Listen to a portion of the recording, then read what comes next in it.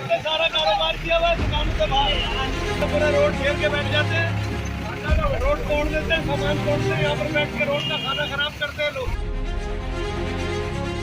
DMC anti encroachment की जानिब से जुबली रामसामी और इंचुलैन का सर्वे, फुटपाथ पे मौजूद ठेले, पानछालिया के केबिन और दीगर कारोबारी काउंटर्स वगैरह को हटाया गया।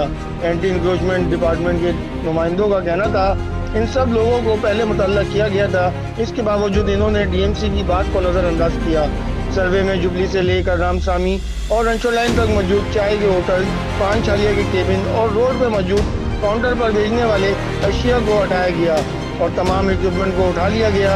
इक्विपमेंट में ठेले, काउंटर, कुर्सियाँ, टेबल्स और दुकानदारों का डिस्प्ले भी मौजूद है। Mohammad Hasan Nadeem, digital news, Karachi.